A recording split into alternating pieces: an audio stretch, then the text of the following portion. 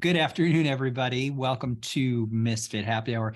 Before we get started, any of you trolls out there on YouTube that are just going to start talking about how you need Chris Caddy back, y'all need to calm down. He's not going anywhere.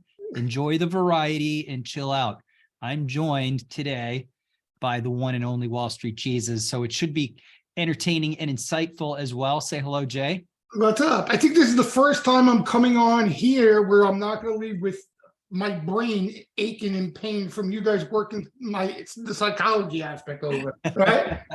That's usually I get Katie on here. He has me thinking of shit. Forget it, I'm up all night with him. Yeah, exactly. He'll get in there and he'll start noodling around, and then you're all messed up. Yeah. And then I had both of them. I had him and Pete. The other. Oh my God, forget it. He was he was converting me into a monk. I think by the end of the webinar or something. Well, I'm not that sophisticated, nor am I that mentally in tune. I prefer going through life with a little bit more simplicity. It makes me happy that way. So we'll dodge some of the larger, philosophical stuff if we have to. Definitely. All right. So today, in the last few days, where are we at on the SPY? It's kind of stuck in a range, right? Where did we finish at today? 413, call it 414. Yeah, let me pull on the SPY. I don't follow the Dow or the NASDAQ like most people do. To me, the bellwether is the SPY. So I'm keeping an eye on the SPY. We're up a little bit in the after hours. You had some big announcements over the course of the week. Tomorrow you've got what? Housing starts, jobs, Philly Fed manufacturing index, which should be down since the Eagles choked. And you got PPI final demand, and PPI, that's a good day, right? PPI. It's a busy week, right? You had the CPI, you had retail sales today. Yep. But you know what's funny? You had a busy week, and meanwhile, this market, this was going to be the week that gave it a kick in the rear end. And look at this, you couldn't draw up consolidation any better than this, right? No, it's nice, right? I mean, it's hard to trade, but it's nice. Yeah. Well, this is exactly what they wanted here, and everybody's going to look to try to catch some big move out of this, right? That's what everybody's interested in. Yeah. So you got some. You got the PPI tomorrow. I think that's the most watch out of the bunch. So we'll see if that can loosen things up, and then you got expiration, right? Which is tightening things up a bit more, options expiration. So yeah, should throw some curveballs at the VIX then the next couple of days. Yep. So what have you been looking at? Anything interesting? What you've been doing? So over in the Trading the Post room, we are we had to kind of start to take a nibble on some things. So one of the things that we're long for a long-term position is CrowdStrike. We noticed some insider buying, and that happened back in December, and it was at the director level, and it had a nice little move up, a pullback to a moving average, the 50. And today it had a really strong move with a really strong close. So, we're looking for this thing to get maybe a run up into the number. Maybe you get a gap fill. We're in some leaps. We'd like to stay in the leaps. So we're looking for a place and a chance to roll up. Maybe sell some rights against it. Maybe look at buying some puts going into the earnings number if it's pumped up going into the number. But this so far is working as a long-term position, and then otherwise we're scalping. And then we've been doing really well on Boeing recently. Boeing, everybody keeps trying to short Boeing, but man, the technicals are not letting it go anywhere. So we've been doing well on condors, and then flipping the condors when we find the trigger point, and the directional move has been to the upside. So we've been doing nicely on Boeing this week too. No selling the last 2 weeks. Boeing at all. No selling whatsoever. No, and also some consolidation, right? So so many people were really frustrated. What caught my attention was so many people were looking for it to just continue, and they were getting frustrated because it was chopping sideways, a lot like the SPY. So we just started writing iron condors on it. And every time it looked like it was going to break, we'd flip that short side on the calls and catch it for a little movement higher. So it's been good. Yeah, crazy. Yeah, the CRWD, the crowd looks really interesting in a move up to earnings. I tell you, the move higher has been like, in other words, it's a bit trickier to me to move up than playing off, like you were saying, kind of with Boeing, playing off the poles in a sense. You know what I mean? Yes. Yeah. Like, Yeah. for example, I think, how much higher does it go till earnings? I really have no feel, but I think they buy dips up until earnings. You know what I mean? I think Yeah. everything gets reported. Yeah. This name too, I think they reported, right? They had a good quarter. Was it this one? Yeah. Yeah. There's, wow, look at Yeah. that. I mean, that's really nice. That Yeah. it's, And the same group, that's a right? nice strong name. That's in the same group, right? Yeah. Yeah. So yeah, these stocks, all these NASDAQ stocks, have been acting well of late, and they're the most hated group out there on show for good reason for a long time now. I know. What are you interested in? What have you been trading, and what have you guys been focusing on over in the steam room? The thing is a lot of these things, as you know, I mean, because of especially the last couple of weeks, right? I mean, it started beginning of the year, really started to heat up, but the last couple of weeks, you have, I mean, almost everything, and that's what caught my eye on the crowd you mentioned, and actually didn't have that move yet, which is interesting. But everything looks like this. You know what I mean? Boeing is up in a straight line, no sellers. China went up in a straight line, no sellers. You had a million different things. Eventually, it spilled over into these heavily shorted NASDAQ tech and growth names. And then, a lot of those names too have been ripping, from, the dog of the dogs, like Oh man, that thing, I can't right? believe it. It's amazing. So, that's the problem, right? You don't have too many names that too many eggs that haven't hatched yet. Yep. And you want that consolidation, right? Or that weakness to show up, and then you can look to take advantage of it. So in the meantime, what I've been doing, a lot of us been doing, scalping, taking advantage of opportunities when the flow is there. You know what I mean? Yep. When they're active and there's momentum out there, because the moves have been rewarding. It's not, Yes. when there's momentum, the moves have been rewarding. So that's what I've been focused on until, again, I'm trying to, as you know, I'm trying to stick with more on the individual name side than the index side. Yep. I Yes. think so many people are focused on the index, looking for new bull market or crash, right? That's everybody and their mother looking for that. Sure. Yep. And I think under the hood in individual names, that's where the opportunities are. And kind of what you even mentioned to me the last time I was on here. See, the market, right? It's highly correlated for like the first half of the bear market. The market goes up, everything goes up. Market goes down, everything goes down. And what we started to see late last year, we started to see individual names diverge from the major indexes. Yes. It's been a And while. and that means, that's opportunity. So as the market chops around, I'm hoping there are better setups out there, and we could start, seeing some new opportunities on the individual name end. So when you are scalping, just give me an idea. Are you looking for like a buck? Are you looking for a couple of bucks? Are you just watching flow? You don't watch tape that often, right? So I'm just curious how you choose your exits. I'm watching, see, when you talk about tape, I'm watching the flow. The flow is my tape, right? Yeah. Okay. So what determines, and basically when I'm looking at things on an intraday time frame, it's as simple as the more buying, the more aggressive that buying that's coming in, the stronger the momentum will be. Okay. So the problem with chewing off that is you can't forecast, you can't predict how much more buying or how aggressive it's going to be, so it's really difficult for me. That's the toughest part of my game has always been in determining my upside. You understand? Stopping myself out, knowing where I'm going to pull the plug, that's the easy part on the day trading spectrum for me.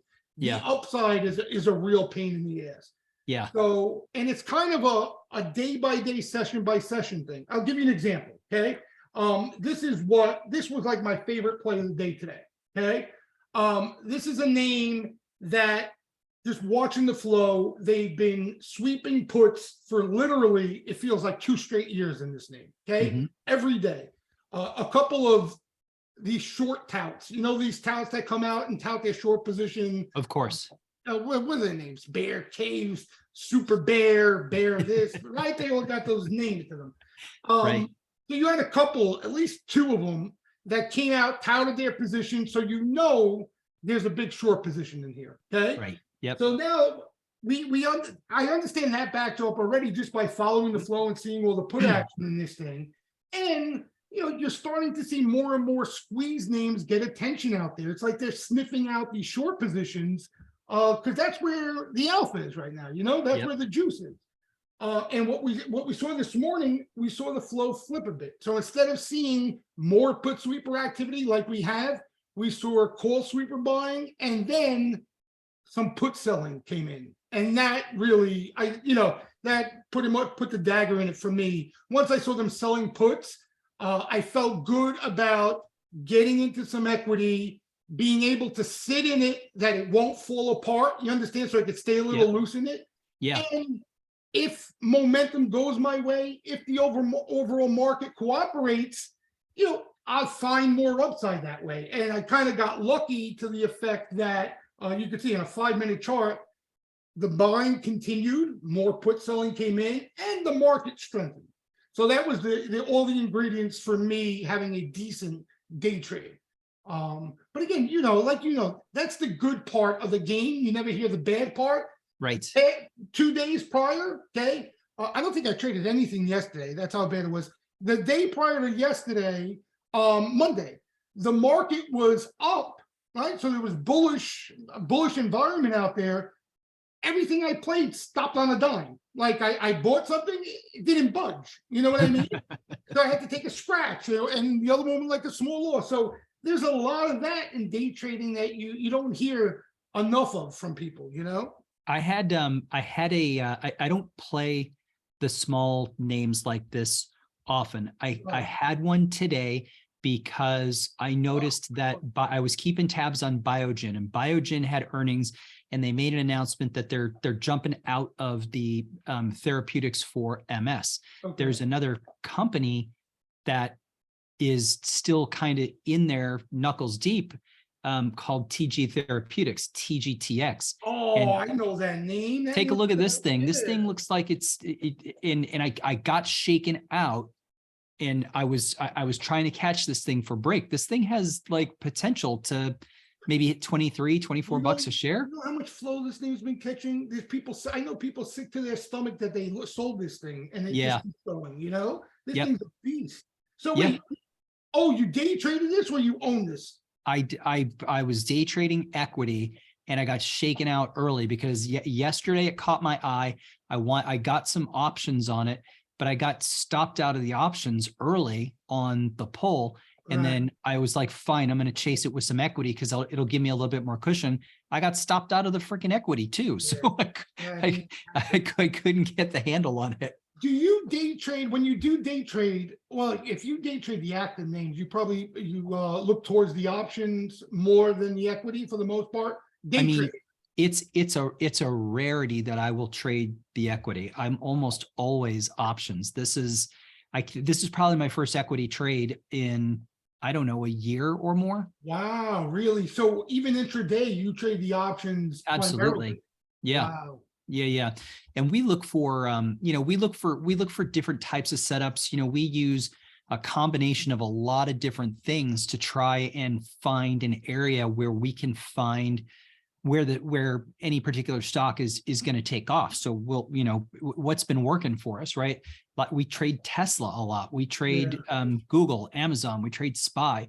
Like we try to find triggers on these things. And when we can find them, the reward in the options is really nice because the capital outlay is next to nothing compared to the equity. So yeah. And that's the beauty of options right there, right? Yeah. It's not about winning, every trade. It's about when you win to get paid on a small risk, right? Exactly. That's exactly right. So these are the names. Go ahead. That's just a little bit of the combination, right? So we're trying to mix together. Can we be long-term? Can we be midterm? Can we scalp? And that's all we're trying to mix and match as much of it as we can. Yeah, because you can't, I mean, there are gonna be times for each one of those things, you're right, every day is not suited for all three of those things, so it keeps you occupied and, have your bread and butter doesn't necessarily get affected, right? Correct. Because Yeah, I'm sure the leaps, the positions, when they click, that's where you're getting paid, right? I mean, for that's, sure. yeah, Yep. and so that's the way, that's the only way to look at it. I think too many, especially newer traders, think they can come in, do the same thing every day at all times. You know what I mean? Treat everything the same way. Yep. And yeah, that's how they get into trouble. That's how they Yeah, get into trouble. I agree. Uh, but yeah, you have to focus if you're trading the option, you have to focus on the more active names. Because like I give you an example, I don't even know because I didn't even pull up the chain today to see how liquid. Normally, these names aren't going to be as liquid, right? Than the bigger names option wise. You Yep. probably got to deal with spreads and all that crap, right? Yeah. So it depends on any particular option. So for example, if you want to trade Tesla early in the week, it's tough, man, because the spreads can be big. And if Tesla moves, your capital outlay in, an at the money option can be 6, 8, $10. And if you get it wrong, and then the spread is 25 cents or 30 cents, right. and all of a sudden it goes against you, and then the market maker will not only take the bid down, but he'll spread it out as they take it down. So now your bid ask spread is like 50 cents or 60 cents, Yeah. and you're trying to get out. Like you don't want to get caught in that. That's the stuff Let we me tell you try to something. avoid. I saw, and that you just hit the nail on the head. Why I solely, for intraday day trading purposes, I solely trade the equity. Just equity. Yeah. Just that one thing you said, just that, and there's so many other things that you have to look at when day trading the options. My brain, I have no time to even look and think about all that stuff if I'm looking to pull a trigger. For example, MPW, I see the flow come in. Honestly, Ronchero, a lot of times I just hit, like, if the offer, I see some stock there, I'll go a little above the offer, almost like a market order, and boom, I'm putting in what I want to own, and that's it. That's my Yeah. thought process. Yeah. Not what's the spread, what's this market maker going to do. I can't. That would be too much for too quick for me to process. Yeah, I get it. And that, that we also use, but how Lucci is very, very akin to or sensitive to tape. And, Right. what we try to do is, because that game moves so fast and nobody reads tape like Lucci does. Right. The whole thing is, can we identify a level? Have we done a good job of finding a level of support or resistance? And, that in itself can mollify the bid ask spreads, because if you get it wrong, really quickly. But if you get it right and you find the trigger and all of a sudden flow shows up, I mean, Right. Tesla can move 4 or 5 points in just minutes. And if we can catch those, they turn out to be really nice scalps. And you don't have to take big positions, in small accounts for those things to add up. You catch 1 lot or 2 lots on small accounts for $4 or $5 throughout the course of the day. Yeah. And, your small account is made $1,200, $1,500, and these guys just keep stacking it up. Right. Yep, exactly. Yeah, definitely. And not to get off topic, you just mentioned, I always think of it when you mention, what about the total amount of activity in Tesla on a day-to-day basis? It's mind-boggling. I can't believe what I see every day. I don't even know what to make of it. It's so insane. You know what I mean? It's Yeah. that insane. Yep. It's crazy.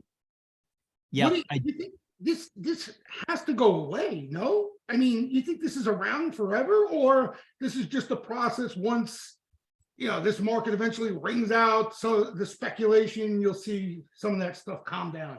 Yeah, I mean, I think that's a little, at this moment in time, it's a little too crystal ball. I mean, you still have the thing that I think people and one of the things we like to do is we like to flip back and forth with, hey, what is the big picture? What does it look like on a daily chart? What does it look like on a weekly chart? And then can you come in and do you have a case for trading it short term? And if you Right. do, then you just look for some of those, longer term levels as levels of where you could enter or exit a trade. And that's a more conservative way to go about a day trade or a scalp, if that makes sense. Yeah, definitely, without a doubt. So how long is it going to last? I don't know. I mean, to me, it looks like if you look at the SPY, so many right now, I talk to a lot of guys who are very frustrated because for the last year, we've been in a mode where SPY moves up. It comes comes around to the 200-day moving average. It tags it, it pulls, it tags it, it pulls. And now we're at a spot where we're above, but we're consolidating. So it's not easy unless you just trade the extremes. It'll resolve, and Tesla, I think, will resolve also, but who knows how long it's going to last. But while it's there, it's, if you can take advantage of it, there's a lot of opportunity. Oh yeah. Yep. And no, what I was referring to, how long is it going to last? The amount of options activity just in the name in general. You know what I mean? Yeah. In other words, what I was asking is, does Tesla, the stock, need to either blow up or go into a dead period of months, years for that to calm down? Like, it's insane. Well, look at where just on when are their earnings? Earnings don't come out until They March, just had right? earnings, right? Didn't they just April. Okay. Yeah, you're right. So yeah, they had earnings in January. So push them out. So between now and then, where's I like to use the moving averages as benchmarks. The 200-day moving average is at $232, right? So where are we at now? 215. Yep. So ask again at that level. Maybe at that level, things change. Who knows? But that would be a place to start to look for change if there's going to be change. Yeah, but that's my point. And if there is change, right, there's going to be weakness in the stock. The puts are going to get lit up. That's what happened. Like here, right?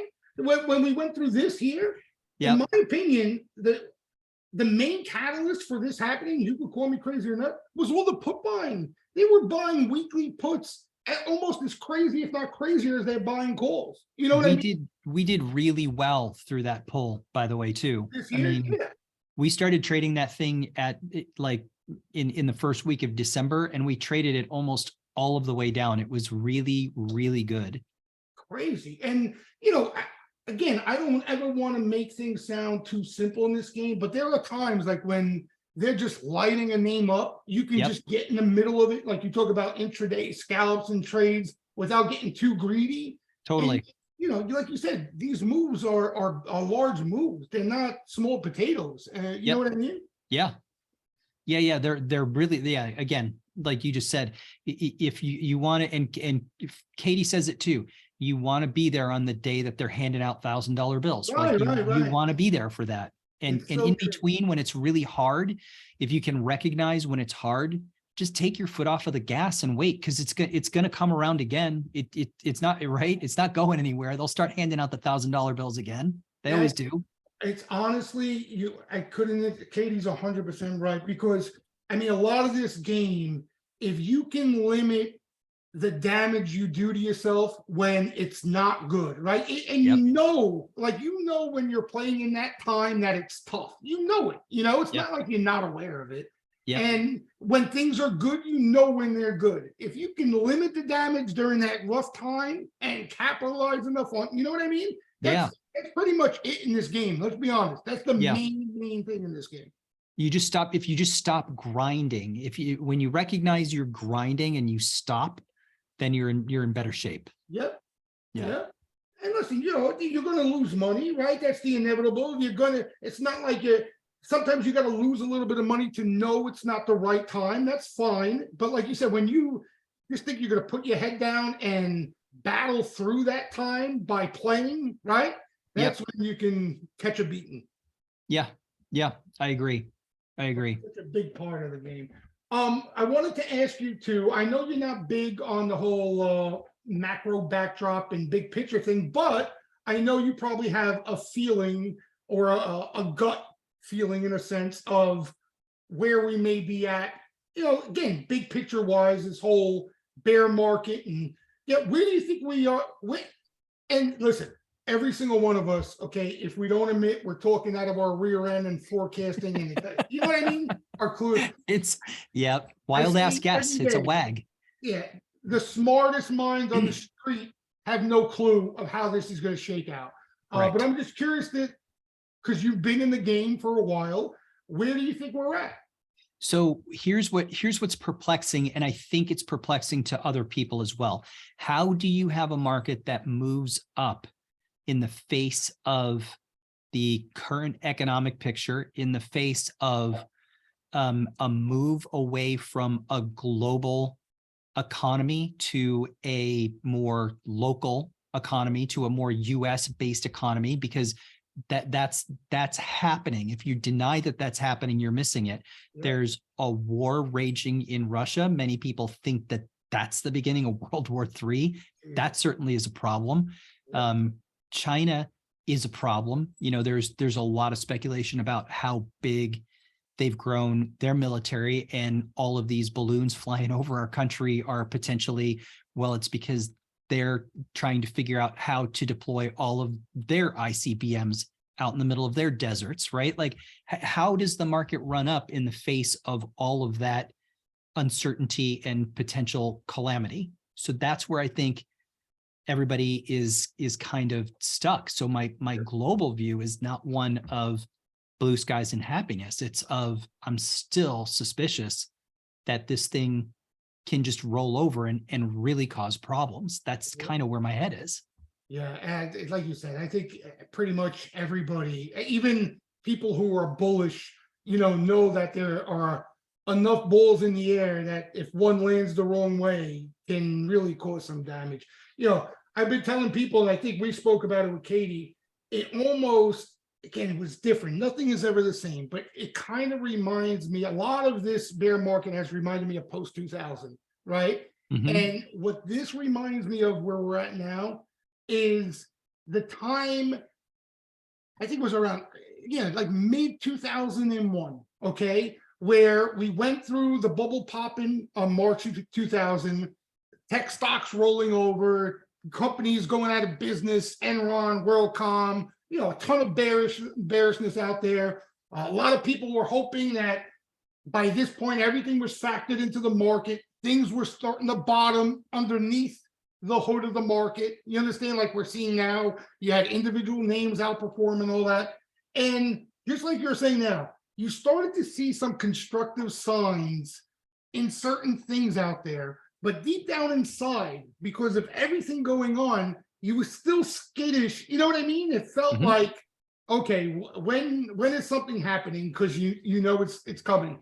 And believe it or not, it was an exogenous event and not something anybody was thinking of or planning for. With all the negative stuff going on, 9/11 hit. Yep. Okay, right? Yep. And think about Yep. like it again. If you have any, I think that's the main risk right now. It's the unknown. Okay, this market does a great job of factoring in everything you and I talk about, right? The market, there's no better forecasting mechanism out there than the market. But when you are at this point in this bearish cycle and you get hit with that exogenous event that nobody is aware of, something new, okay, that's when I think things can get really dicey, you know? And like you just mentioned, you have several things out there that can lead to an event, right? Trying to take over Taiwan, nuclear world war. I mean, Right. so many different things. I think that's the biggest risk out there. It's not the stuff we talk about every day. It's anything new that may pop up, Yeah. Or starts an escalation of other things happening. I mean, I don't know what happens to, I mean, that war in Ukraine probably has other impacts. It already is on oil. It's going to have an impact on things like wheat. So, who gets hit by that? Is that Africa that, sees like a famine or something like that? Is there, who knows, right? Like, I mean, there's bubbling out there, right? You don't know. And it's funny that you mentioned 9/11 too, because that is where it was such a turning point for me, because I lost $1.6 million in 3 days. Wait, that was the time? It was then? 2001? Yeah, that was where I got crushed there. And that's where I started to learn and to figure out how to not just be a one-way trader, But if I'm going to be directional, how do I protect myself so that if things do become one big giant train wreck, I take a small scratch and then it actually goes green from going the other way. So, Right. you know, even if something crazy shows up, I'm prepared for it. It's different. But that 9/11 event was a turning point for sure. Oh yeah, yeah. And again, because there was a lot of negativity out there, but nobody was looking for that. You know what I mean? No, And that exactly. even when that happened, like everybody was left scratching their head, like, you know, we didn't even know it was a terrorist attack. Remember? Until Oh yeah. I remember waking up in the morning watching CNBC and just watching the market news, and then in the background they have a picture of the world, you know, a screenshot live of the World Trade Center and a plane hitting it. I was Yep. like, what you know what I mean? Yeah. Craziness. Yep. But that's what I think, you know, that's what I fear of when you have instability like you have now, you know, just a thinner market in general. I think that's the main risk.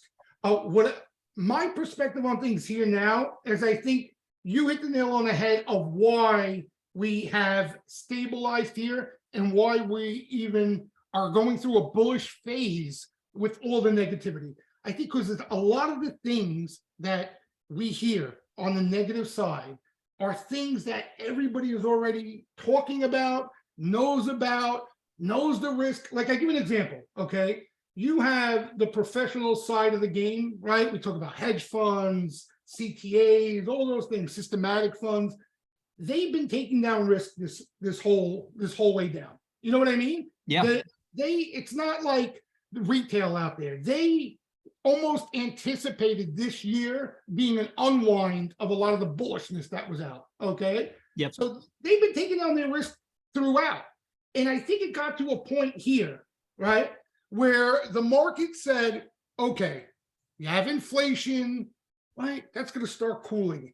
Everybody was betting on the economy rolling over, you know, even including myself, thinking the economy was going to blow up by the end of 2022. Yep. Actually seeing a bump, right? Like, things have bottomed and are rebounding a bit. You know, who knows how long it lasts, but it's not blowing up. Jobs, right. What about the job market? I know, right? Like, yeah, I agree. Jobs are fine. Yeah. So everything that everyone got all negged up for the whole way down, I think the market already digested, and now it's not as bad as expected. You know what I mean? It's not as bad as everybody anticipated. So now you got a little sweet spot here until something gives, to where, you know, I think we continue to see, again, not necessarily a new bull market, but a bullish phase where dips find buyers rather than sees more selling, that sort of thing, until, like you said, something escalates or something new comes in that the market has to price in. That, you know, what's also interesting about what you just pointed out, and I don't what I think is it's not ironic, is that from the period that people were using as a benchmark to say, okay, here was a move from a low to a high. That low was, you know, whether you find it cringeworthy to say or not, I don't care. It is what it is. The bottom, or the bottom of the pandemic low, was where? Back in March of 2020. 2020 here. And then we had a run up, and we had a run up all the way into the end of last year, right? Yeah. 22.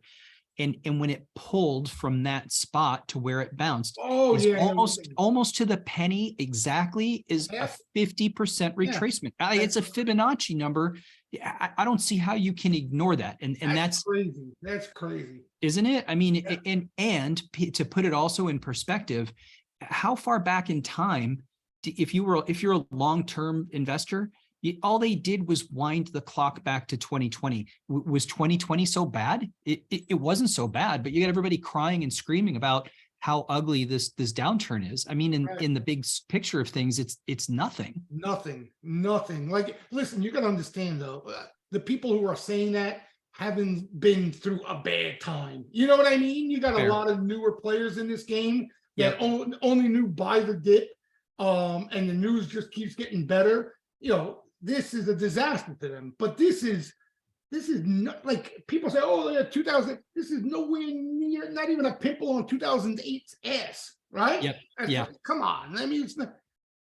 So far to this point, it's been an unwind of a lot of speculation out there and nothing more, in my opinion. You Yep. know, nothing Yep. more. But what will it lead to? Like you were saying, I think that's the more important question that we don't have answers to yet. Yep. I You agree. know, so I that's agree. still to come. Yeah, and in my opinion, the only way that I can get into something from a longer term perspective is to do what we do. And we don't just look at something and say, this is the bottom, we're going all in. We look at something and say, hey, it looks like it's bottoming. And as it moves up, let's go ahead and grab a little and see if we're right. Because what can we do to stay in a position? We can roll to different strikes. We can write after we roll.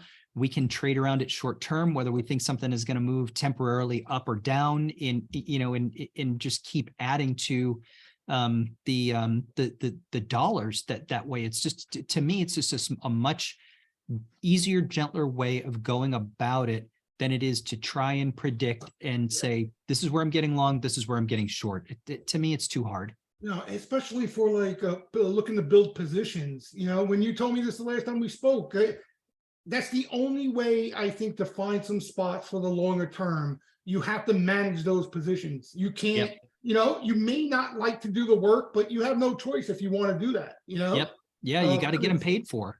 Yeah, exactly. It takes, you know, you have to do the work. It's not a market where you could just keep legging into something and, you know, hope it goes higher, even if it's down, and just watch it, you know? We're not in that type of market.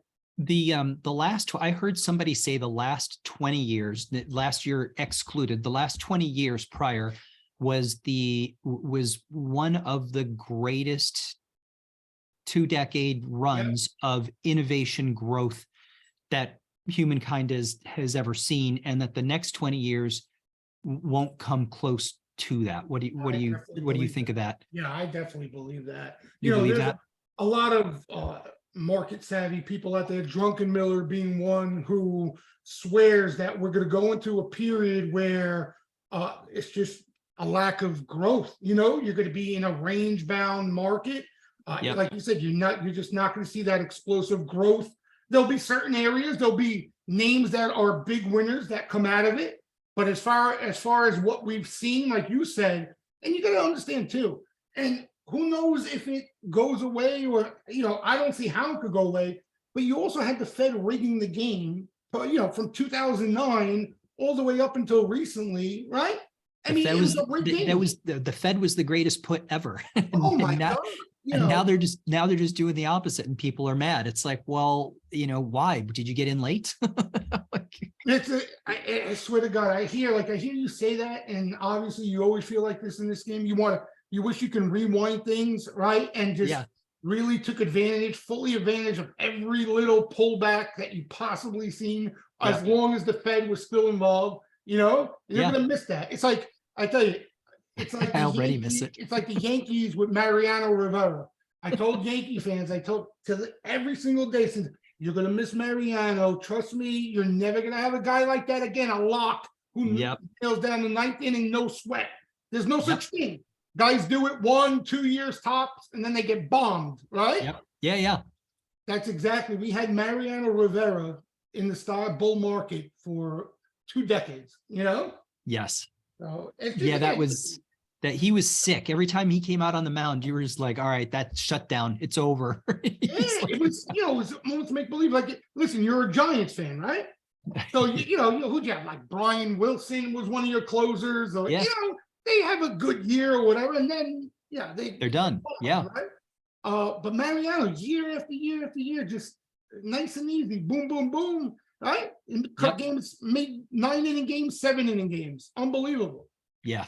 Deadly weapon. I agree. I am a little salty about how the postseason shook out for the Giants. They had some opportunities for some players, and holy crap, did they miss? Wait. You're salty. I don't know how this Giant team wins every year. They're in the thick of things.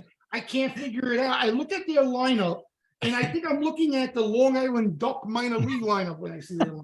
The Mudhens. And every year they're right in the middle of it. They're right in the thick of things. I don't know how they do it.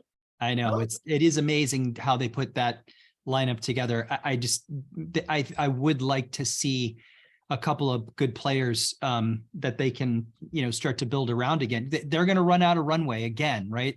Same thing. They're just going to have to rely on kids that they find from wherever and see if they can produce some stars, but they don't have like the boys down south in San Diego and LA. Like, they're loaded. Oh my God, it's ridiculous. They're loaded. But see, the Giants had they had a solid young nucleus that they built around. You know what I mean? They had that pitching, then Posey, before he fell apart.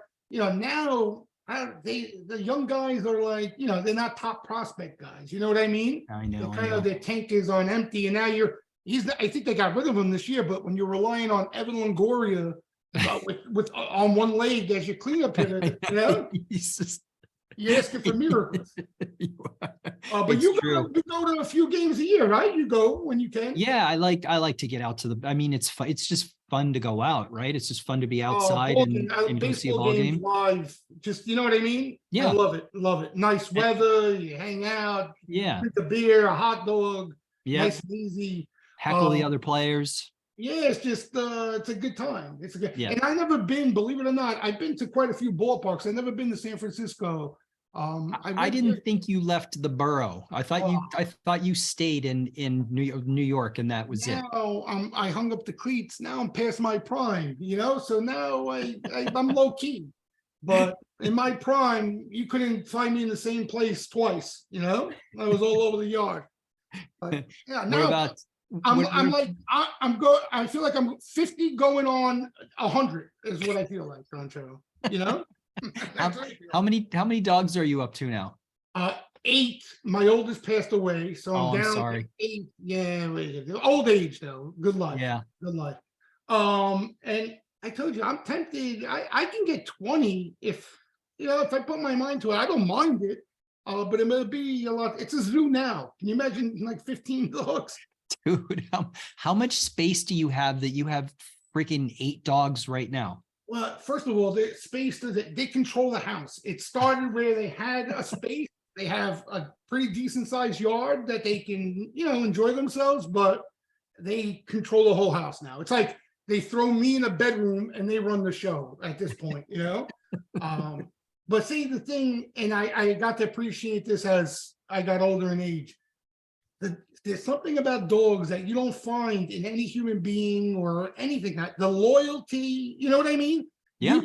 I can walk out of the house. I can spend an hour playing with them, whatever. I can walk out to throw the garbage. I come back in the house. They act like they haven't seen me in 2 decades. I know, it's crazy, right? Oh. Yeah, like I've got my little guy back here. I see. He won't leave my side. He's like, all right, he follows me wherever I go. So loyal. What's his name? Oh, that's Otto. Otto. Yeah. He's a good boy. I wanted to call him Groot. The wife shot that down. So look how behaved he is. Me, you hear when I'm broadcasting during the day, who's barking, who's doing Jules, right? Little Jules. She's the size of your sneaker. She's got a mouth like you wouldn't believe. What a mouth. Funny how that works. That's how the little ones are, right? Yeah, big mouth. And she's tough too. I told you, I gotta separate her from the biggest one of the bunch. They fight, the 2 females. They're the only ones who don't get along. But usually females with the drama, Right? Who's it? Is it like who's the prettier one? Is it that battle? I don't know. They look each other in the eye and they want to go for blood, both of them, like they hate each other. And they've been living in here since birth, but do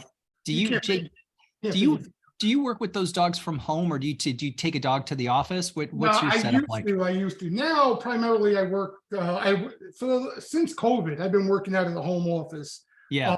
The good thing is it's separated from the rest of the house. That's why you don't hear the mayhem throughout the day. But I either got to keep Daisy, the bigger dog, or Jules with me because they can't be together. They'll kill each other. Yeah, so that's why there's always one with me at all times. Well, I part of the reason I had to stop listening to your stream, I swear to God, Jules was going to give me a heart attack. So she started barking out of nowhere, and it scared the living daylights out of me. What about even worse, Daisy? You hear her snoring. Sometimes the dog snores. Her eyes closed for a split second. She's snoring like she'd been Rip Van Winkle over there. crazy. But yeah, I honestly, because people I know, the dog scares the daylights out of me too when it barks. I try to get rid of them, but I got to keep one with me at all times. Nothing I can do about it.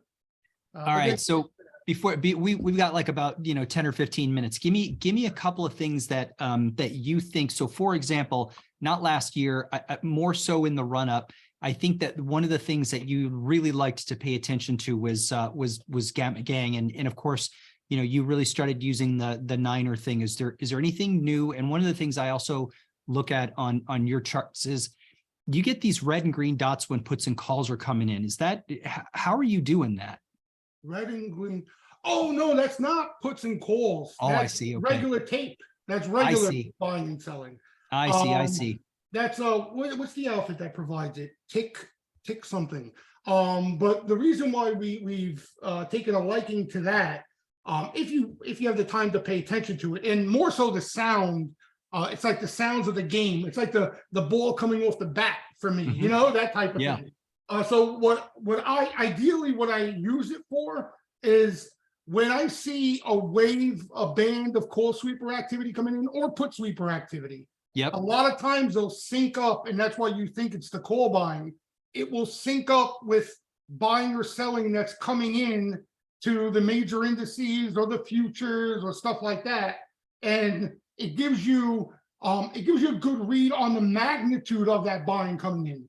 You understand? Yeah. Because a lot of these programs, some program doesn't last long. It runs its course, it's done. Others, can last a while. And that's where you see like post-fed, these run-ups, where these program buys come in and they just tattoo the tape.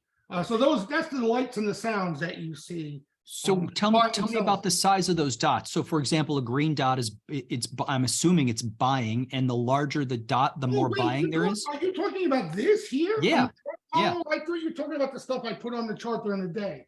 Oh, okay. These green dots here, okay, that's just, it lines up with a perfect 9 setup. That's what that is. It's a Niner thing. Okay. You see Niner here. Yeah. Right?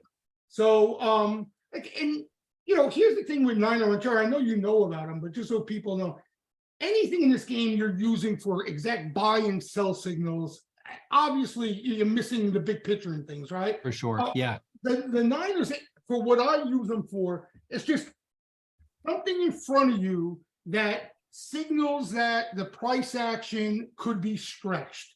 And a lot of times it's an exhaustion signal, right? Yes. And a lot of times when you see exhaustion, it's the change of trend, right? The trend will start to change. So I'll give you an example, right? Here, and this is SPX, okay? And this is something we realized, like, this has been a healthy run here, right? Yes. The eyeball test will do that, okay? Yep. But, why wouldn't we look for some consolidation here? Why wouldn't we look for some consolidation here?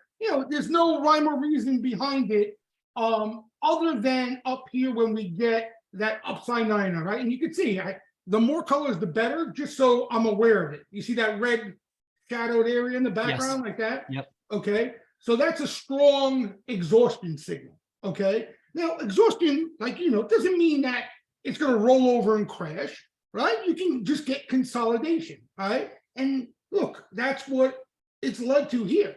And a lot of times that's what you look for. You see healthy consolidation, that's bullish, right? If it just rejects off that Niner and starts to aggressively sell, obviously, it meant a change of trend and something bigger. So the Niners are just almost like a caution signal to where the trend might show some signs of getting tired, you know? Yep. And it doesn't have to be exact. Like, I'll give you an example. I think this was a big tell, and we sold a little bit more off of that here, right here. Okay. So this is a Niner down here, right? Yep. And you can see the bars too lighting up in green here. Yeah. Okay, which meant it stretched. Now look, bounce and then some selling, but sellers didn't have much here either. You know what I mean? You had signs of exhaustion here too, and then you got that reversal. Yep. To settle off that trend. Here's another upside Niner early in the trend, right? Just a little consolidation, right? So you're just using it for a heads up. You're just Yeah. using it for a, hey, I just got to I got to be on my toes in this area. Something could come around and change. I'll give you a perfect example of how I use it, right? Let's say this is a name that catches action. Okay, forget S&P 500. A name that catches sweeper activity, and I pull up the chart, and the action's taking place right into this niner. I'm not buying that. You understand? We got to I'm not teach you how just to gonna write calls, my buy. friend. What's that? I said, we got to teach you how to write calls, my friend. Right. Well, that's what you would do there, right? You're 100. I know you're joking, but you're 100% right. You know, for me, like again, when you're watching flow, you're watching this, you're watching that. You know, it's not easy to process stuff in depth on the fly. So I need a lot of these reminders in front of me to keep me in check. So simply put, you know, I see action in a name, it comes into a niner. I know it's prudent to at least wait for a breather and see how that looks. You Gotcha. understand? Yep, I do. And it tells you a lot about the trend too, Ronchero. If there isn't much selling off an upside niner after a long move, right? Yep. Like kind of like Boeing, right? There are Yep. no sellers that show up. It tells you how strong that buying that trend is, right? Yeah. So it's a signal, you know, in itself there. So it's a lot of stuff it can be used for. You know, a lot Gotcha. of stuff. Gotcha. All right. Well, like, so I asked the question earlier about, you kind of latched on to Gamma Gang. Is there anything new this year that you're looking at that you're finding helpful as far as, you know, giving you some insight or some clues? Yeah. So what I like to do, and the reason why, when I'm one thing I understood in this game, you have to, otherwise you're going to run into a brick wall, is you can't be an expert on everything. It's For sure. impossible. You know, Yep. like flow is kind of my bread and butter, right? I mean, I've studied positioning long enough now that I feel like I'm pretty in depth as far as positioning is concerned. When Gamma came about, okay, and obviously was a big player out there. Gamma was important. That's why it was spoken about. I don't know Gamma from Shama. You know what I mean? What the hell do I know about Gamma? And then once I started to do a little research, my head spun. Like I was like, I can't learn this shit now, you know? So what I did is, instead of pretending to know what I'm talking about and looking at, but I still acknowledge that it's important in that current market environment, I found, you know, who does know about that particular thing. You know what I mean? So Yep. that's kind of what I do with a lot of things. If something is playing a big part in a certain climate, I'm going to find that a source to help me understand it and bring certain things to my attention. So the reason why I say that, the Gamma Gang, when Gamma was big, and it played a lot in the bull market more than recently. Yep. You know, I looked at it a lot. I'll be honest with you. Now I don't really pay attention to Gamma. It's kind of gone away, right? I haven't really heard much Bear about market. it. Yeah. So, you know, that's the thing in this game, is you learn to utilize certain things when they're important and they mean something, you know? Yeah. And you know, nothing, you find in a little niche, right, that you know works over time and that comes through experience. That's your bread and butter. That's what you stick with. But you know, you want to learn new things and be aware of them, even if they're not actionable to you. You want to know what's going on and why they're around, you know?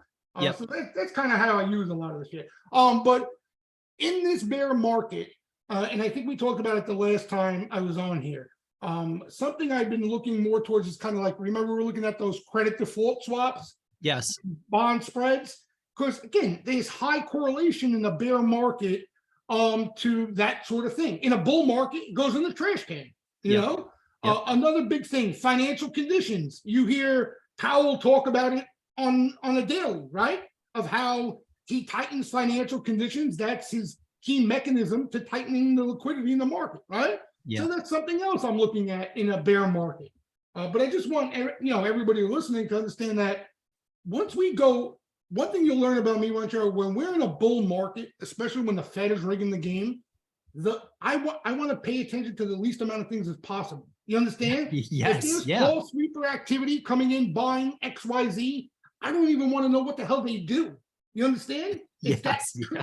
that's how simple I want to keep it. Yeah. But in a bear market, when I need to put the seatbelt on and be smart about things, I want to know about all those cautionary flags that may show up, you know? Yeah. Yeah. That's the difference.